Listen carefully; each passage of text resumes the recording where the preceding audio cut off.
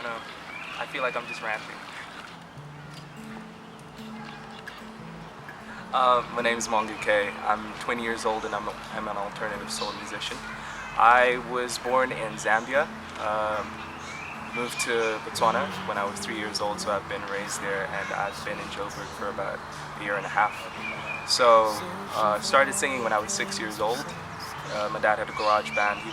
He's a reggae musician, so grew up around reggae sounds and everything, and my mom was into gospel and R&B, so that played a major influence on the kind of music that I like to do.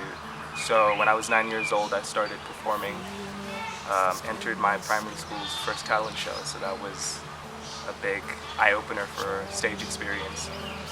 Started doing that more and more, and when I was 13 I entered a talent competition. It was called My African Dream, and I was by the end of it I won the Judges' Choice Award, which was a really big, like, huge prize at the end of the competition, and that's what catapulted, you know, taking music further. And I started doing corporate shows, started doing my own shows. I've had about 5 of my own shows in Gaborone, and from there it was just kind of realizing that I really wanted to pursue it. So the influences ranged from Robin Thicke to Usher to Beyonce to Lauryn Hill to a lot of different types of genres from both my parents and my family as well.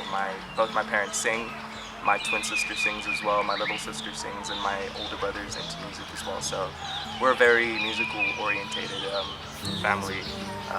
So it's pretty cool that my parents were and still are supportive of my music. And growing up, I didn't really know how to songwrite and kind of make my own kind of songs until I think I reached about 14 years old. That's when puberty probably hit me seriously, and I started writing more maturely. I started writing self-introspective songs. I started writing about things I went through, about issues that I thought were important to me, that I thought should be important to everyone else around me.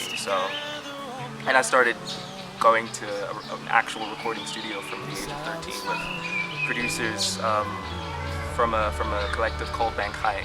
So they taught me a lot about music and recording and kind of projecting my voice and creating projects and stuff. And so from there it was pushing the music further, and by the time I reached 16, I think that's when I started finding the sound.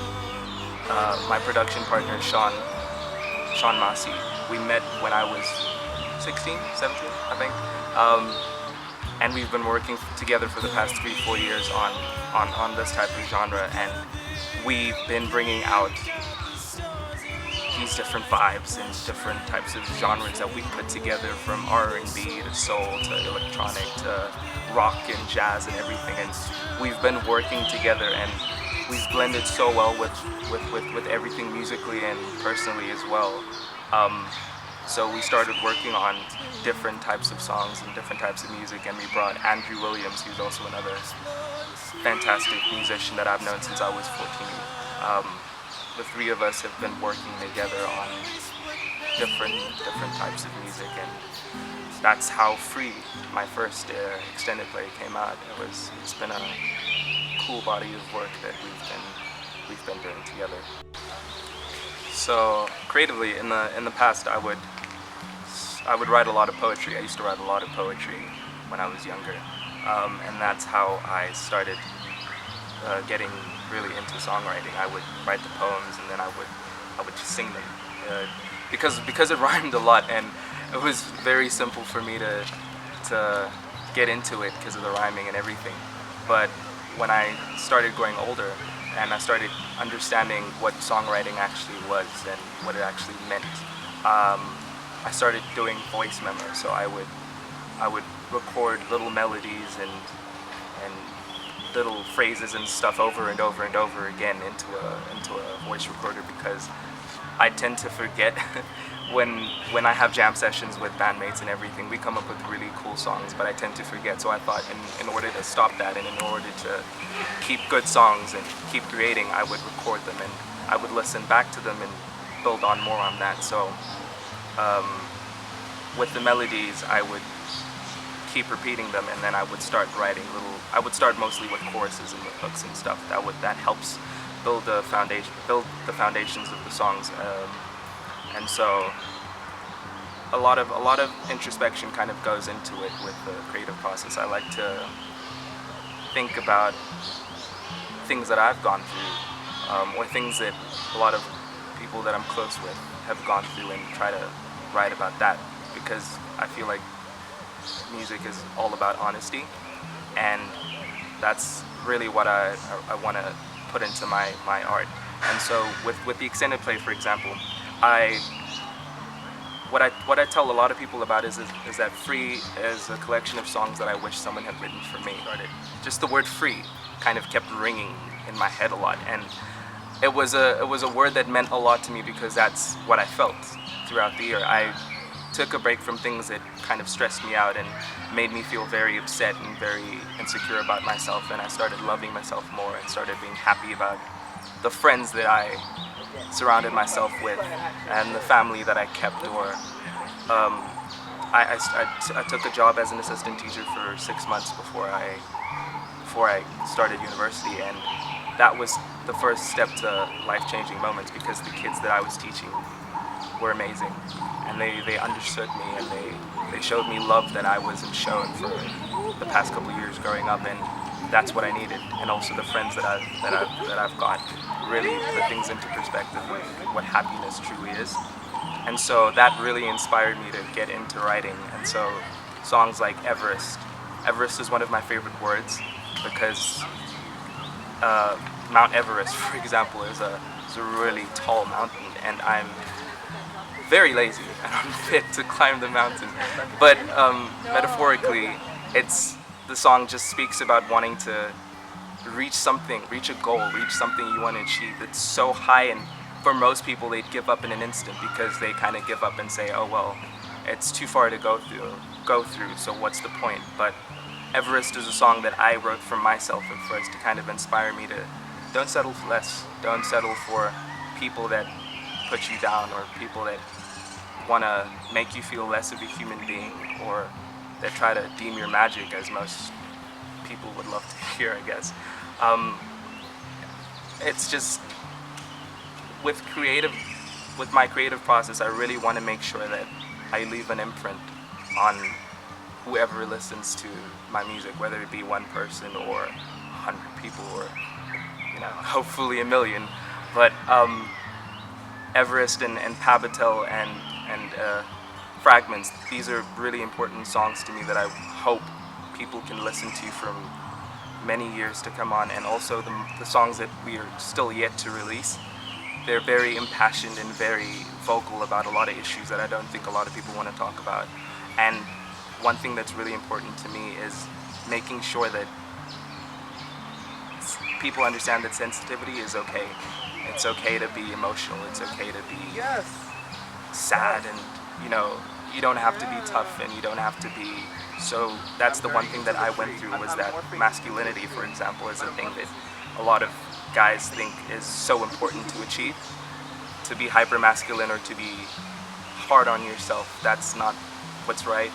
And so I hope that, for example, with Fragments, I found myself in lots of pieces and shambles at one point in my life, because of all the negative energy that I was surrounded with. And once you kind of piece yourself together, or once you have people that help you piece yourself together, you become the person that you're meant to be, and you become happy and content with that. And yeah, creatively, I really hope to inspire anyone that kind of listens to that and feels that they could be more than what other people tell them to be. When I was younger, I used to love hockey. Hockey was my favorite sport, and I think I need to go back to that. But yeah, hockey started before I got into singing officially, and that was the one place I felt very, very masculine, I guess. But I loved it. I was a striker, and that was really cool to do. So I feel like I need to go back to that. But now I really love watching independent films. one of my favorites are Donnie Darko, or I'm Not a Hipster, or God, there's a plethora of them. 500 Days of Summer, Coconut Hero. I just really love watching independent films because the fact that they're so low budget and so grungy, it's so authentic and it's so relatable, and these are real actors or real people playing just relatable characters, because with like mainstream media and stuff like that, everything's so romanticized and so dramatized, I guess. But kind of it's cool to see yourself being reflected on a dramatic indie film about, you know, a coming of age film, or a really quirky rom-com or something like that. I think it really warms my heart to watch those kinds of movies, and it inspires me as well to write. I like to write screenplays in my pastimes, because I really want to direct an indie film of my own in the future. So I've got about 5 draft scripts that I've written about coming of age, about depression, about happiness, about just some weird stuff that I hope to produce one day. I'll start a Kickstarter for that. I also I'm learning how to paint at the moment, so I'm trying to learn how to create abstract art and maybe have my own art gallery in the future. But I'm inspired by art. I'm inspired by artists around the world, French artists in South Africa, German artists as well. I just really like people that paint things that are so, you know, weird. And so musically, ever since I got back into music officially, I've been really happy gigging with my mate Brandon, and I'm just really excited about building the team, having more band members, and next year I really want to tour. I want to go tour Europe, England, Germany, Denmark, just especially the UK. I'm obsessed with the underground music scene in the UK, and I want to explore that, and I want to hopefully get the music out there. And also Joburg has just been the response performing around in like gigs like Starbucks or a lot of other gigs. Everyone's been so positive about the music that we're putting out, and I want to explore that in Pretoria, in Durban, in Cape Town. I want to go out there and do more shows and put out more music. Hopefully we can get another extended play out soon, because I get very impatient about putting out music because I just really want it out there.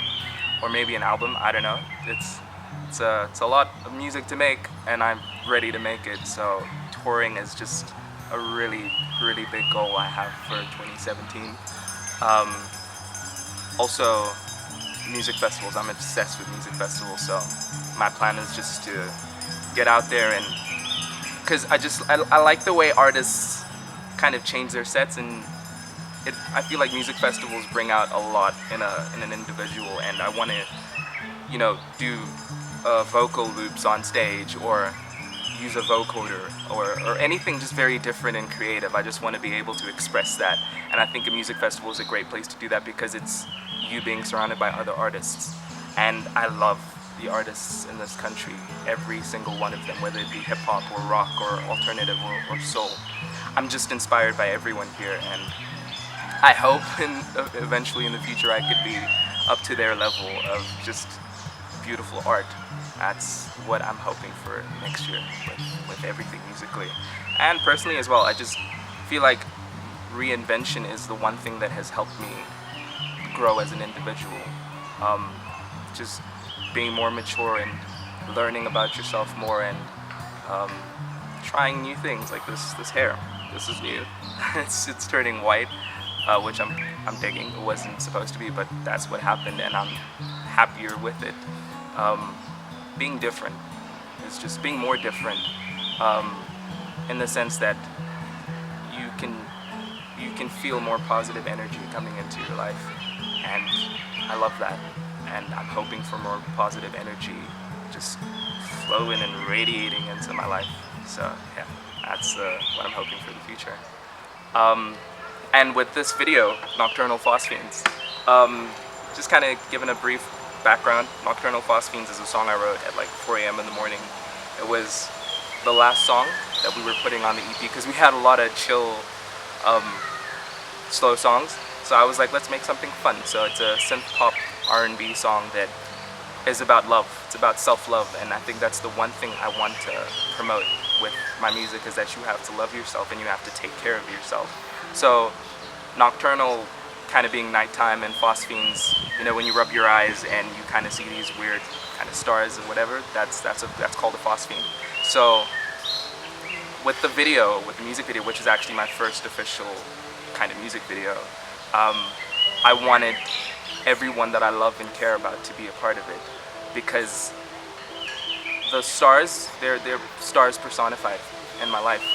Each and every one of them have been different stars and constellations in different parts of my life, and I wanted to immortalize that in the video. And I remember during the video shoot, I told them 6 years from now we're going to watch this video with our old wrinkly selves and be so amazed at how beautiful and glamorous we looked as youngers. But the video, I hope, it's an adventure, that's what I can say. It's a beautiful adventure that we shot in 2 days. We explored all around Gaborone in Botswana, which is a place I call home, and it's where I started doing music, and it's where I wanted to make this video. And so I hope it just brings about good vibes and, you know, happiness. And that's the one thing that I know I keep saying that, but it's important to be happy, and it's important to love yourself, and it's important to take care of yourself before you allow anyone else to do that. And that's what the song is about. There's a line, you gotta have your own vibe to stay alive, and that was the first line that I started writing the song with. And it's important, and that's why I kept it in the song for like 20 times. You have to be able to create your own energy and your own vibrations before you let anyone come in and take that from you, or to collaborate with you on that vibe, because that's what's going to keep you alive, and that's what's going to keep you satisfied with living. So I really hope this video sends a good message to everyone, and I really hope it makes you dance at your proms and your parties and your stuff like that, because I don't know how to make a club banger, so this is the closest I could get.